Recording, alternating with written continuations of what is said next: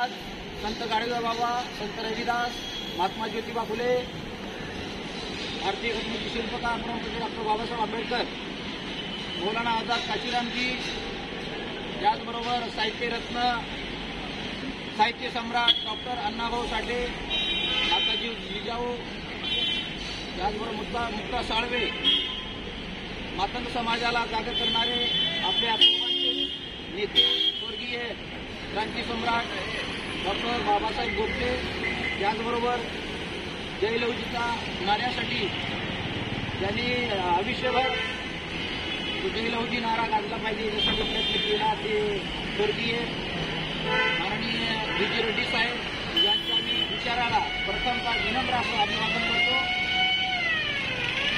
मित्रांनो, आज 18 जुलै 2025 साहित्यरत्न, साहित्य सम्राट डॉक्टर अण्णाभाऊ साठे यांच्या स्मृती दिनानिमित्त मी प्रथमतः विनम्र असं अभिवादन करतो. आज महाराष्ट्र राज्याच्या या राजधानीमध्ये साहित्यरत्न, साहित्य सम्राट डॉक्टर अण्णाभाऊ साठे यांचं स्मारक या ठिकाणी झालं पाहिजे याच्यासाठी आपण गेली 15 वर्ष पाठपुरावा केला आणि गेल्या वर्षीच मला वाटतं माननीय राहुलजी नार्वेकर साहेब, महाराष्ट्र राज्याचे विधानसभा अध्यक्ष यांच्या प्रयत्नाने आणि आपल्या भारतीय नवनिर्माण बहुजन सेना तमाम मातंग समाजाच्या आशीर्वादाने हा पाठपुरावा केला. साहित्यरत्न डॉक्टर अण्णाभाऊ साठे यांचं नाव या चौकाला दिलं पाहिजे अशा पद्धतीचा पाठपुरावा करून आपण प्रत्यक्षरित्या या कार्यक्रमाला उपस्थित राहिलो. या चौकाचं उद्घाटन झालं. त्याचबरोबर मित्रांनो, भारत देशामध्ये आणि महाराष्ट्र राज्यामध्ये महत्वाचं ठिकाण असलेलं साहित्यरत्न लोकशाहीर डॉक्टर अण्णाभाऊ साठे असं नामांकन करून या देशाची राजधानी, आर्थिक राजधानी ही मुंबई असल्यामुळं येणाऱ्या या देशातला प्रत्येक आमदार, खासदार, मंत्री या वास्तूला साहित्यरत्न लोकशाहीर अण्णाभाऊ साठे चौक असं उल्लेखणार आहे. म्हणून याच आमदार निवास, मनोहर आमदार निवास काही दिवसानंतर, काही वर्षातच या ठिकाणी 40 माळ्याची टावर बनणार आहे. आणि म्हणून प्रत्येक आमदार या ठिकाणी आल्याच्या नंतर कुणाला जरी सांगायचं असेल तर कोण्या ठिकाणी यायचं ॲड्रेस पूर्ण भारत देशभर गाजवण्याच्यासाठी आपण प्रयत्न केला. या सर्वांच्या आशीर्वादाने, आपल्या सर्वांच्या वरिष्ठांच्या, माझ्या माता बहिणीच्या आशीर्वादाने मी काम करतोय. केवळ मी माझ्या स्वार्थासाठी, मला काहीतरी मिळवायचं आहे याच्यासाठी मी काम करत नाही, तर माझ्या अण्णाभाऊंना भारतरत्न मिळायला पाहिजे याच्यासाठी आपण या मंत्रालयामध्ये 14 नोव्हेंबर 2022 रोजी प्रस्ताव मांडला. त्यांचं तेलचित्र रशियामध्ये लागतंय पण या महाराष्ट्रामध्ये, या राजधानीमध्ये का लागत नाही असा सवाल मी माननीय मुख्यमंत्री, माननीय माजी मुख्यमंत्री माननीय नामदार श्री एकनाथरावजी शिंदे साहेबांना प्रत्यक्षरित्या मी बोलून पत्रव्यवहार केला. ज्या दिवशी रशियामध्ये तेलचित्राचा कार्यक्रम झाला, या ठिकाणी अनावरण सोहळा झाला. साहित्यरत्न डॉक्टर अण्णाभाऊ साठे यांचा पुतळा या ठिकाणी अनावरण सोहळा झाला आणि त्या रशिया मॉस्कोमध्ये कार्यक्रम केला गेला. त्याच दिवशी मंत्रालयामध्ये येऊन माननीय मुख्यमंत्री महोदय यांच्याकडे पत्रव्यवहार केला आणि ते शासनाच्या रेकॉर्डवर आपण घेतलेलं आहे. आणि खरी आनंदाची आज बाब आहे, खरी आनंदाची गोष्ट आहे. खऱ्या अर्थाने आज या स्मृती दिनानिमित्त आम्ही सर्वच या ठिकाणी माझे दादा आणि भाऊ, त्याचबरोबर बालाजी सुरवंशी, त्याचबरोबर माझ्या भगिनी या ठिकाणी खरोखरच आज सुमननगर चंबोर येथून पुतळ्याला विनम्र असं अभिवादन करून आपण या ठिकाणी आझाद मैदान आलो. आणि आझाद मैदानाच्या नंतर आज मला आठवण आली की आपण साहित्यरत्न लोकशाहीर डॉक्टर अण्णाभाऊ साठे यांचं चौकाचं नामकरण केलेलं आहे. त्यासाठी आपण पाहणी करण्यासाठी आणि विनम्र असं अभिवादन करण्यासाठी आपण जावं, याच्यासाठी आपण सर्वांनी आलो.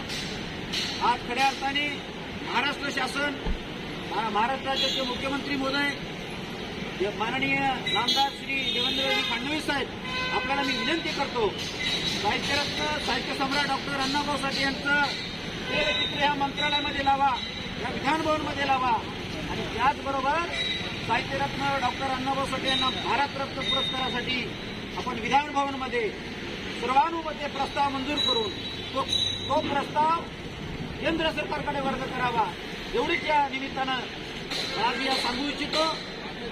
तरच आणि तरच खऱ्या अर्थाने या साहित्यरत्न डॉक्टर अण्णाभाऊ साठे यांनी या महाराष्ट्राची राजधानी मुंबई व्हावी याच्यासाठी जन आंदोलन उभा केलं. त्या महामानवाला खऱ्या अर्थाने अभिवादन जर करायचं असेल, त्यांना न्याय द्यायचा असेल तर तो भारतरत्न देऊन तिला केला पाहिजे, एवढंच या निमित्तानं सांगतो. त्याचबरोबर दोन्ही उपमुख्यमंत्री महोदय यांना देखील मी विनंती करतो आणि भारत देशाचे पंतप्रधान माननीय सन्माननीय श्री नरेंद्रजी मोदी साहेबांना देखील मी सांगू इच्छितो की त्यांना भारतरत्न देऊन सन्मानित करावं. भारत देशाच्या राष्ट्रपती महोदया मॅडम यांना देखील मी आज या निमित्तानं सांगू इच्छितो की त्यांना भारतरत्न सन्मानित करावं. कारण महाराष्ट्र राज्याचे मुख्यमंत्री माननीय नामदार श्री एकनाथजी शिंदे साहेबांनी मला पत्राद्वारा कळवलेलं आहे की आम्हाला साहित्यरत्न डॉक्टर अण्णाभाऊ साठे यांना भारतरत्न देण्यासाठी आम्हाला विनंती वाटेल, अशा पद्धतीचा आम्हाला केंद्राने सुचवलेला आहे. मी सांगू इच्छितो त्यांना तुम्हाला या महापुरुषांना भारतरत्न पुरस्कारात देण्याच्यासाठी नाही, तर तो भारतरत्न पुरस्कार देण्याच्यासाठी तुम्हाला विधिमंडळामध्ये प्रस्ताव मंजूर करण्यासाठी मी पत्रव्यवहार केलेला आहे. तुम्हाला वारंवार विनंत्या केलेल्या आहेत, तुम्ही भारतरत्न देण्यासाठी प्रस्ताव मंजूर करा आणि तो प्रस्ताव सदर प्रस्ताव मंजूर करून केंद्र सरकारकडे वर्ग करा. कारण भारतरत्न पुरस्कार हा केंद्र शासनाच्या माध्यमातून दिला जातो, म्हणून ते तुम्ही काम केलं पाहिजे अशा पद्धतीचं मी बोललेलं आहे. येणाऱ्या काळामध्ये 23 तारखेला गेल्या महिन्यामध्ये 23 तारखेला बैठक लागणार होती, परंतु काही कारणास्तव ती बैठक पुढे ढकलण्यात आली. येणाऱ्या काळामध्ये काही दिवसातच बैठक जर लागली तर त्या बैठकीमध्ये मी प्रस्ताव मांडणार आहे आणि तो प्रस्ताव मंजूर करून घेण्याचा प्रयत्न करा. तुमच्या सर्वांच्या माझ्या माता बहिणीचा आशीर्वाद महाराष्ट्र राज्याच्या तमाम मातांच्या समाजाला मी आज या निमित्ताने विनंती करतो, नम्र विनंती करतो की तुम्ही सर्वांनी सहकार्य करा. आता येणाऱ्या 1 ऑगस्ट रोजी ही साहित्यरत्न साहित्य सम्राट डॉक्टर अण्णाभाऊ साठे यांच्या स्मारकासमोर उदगीर येथे मी आमरण उपोषणाला बसणार आहे. कारण त्या पुतळ्याचं सुशोभीकरण आणि मातंग समाजाच्या काही मागण्या संदर्भात मी ते शासनापर्यंत पोहोचणार आहे. म्हणून 1 ऑगस्ट रोजी उदगीर या ठिकाणी मी राहणार आहे. सर्व मातंग समाजाला उदगीर तालुका, जळकोट तालुका, लातूर जिल्ह्यातील तमाम महाराष्ट्रातल्या मातंग समाजाला मी विनंती करतो, सर्वांनी मला सहकार्य करा. या मागण्याच्यासाठी आपण अहोरात्र प्रयत्न करतोय, याच्यासाठी तुम्ही सर्वांनी सहकार्य करा एवढंच बोलतो. या ठिकाणी साहित्यरत्न साहित्य सम्राट डॉक्टर अण्णाभाऊ साठे यांच्या स्मृती दिनानिमित्त पुन्हा एकदा मी विनम्र असं अभिवादन करतो. त्यांच्याकडनं मी आशीर्वाद मागतो.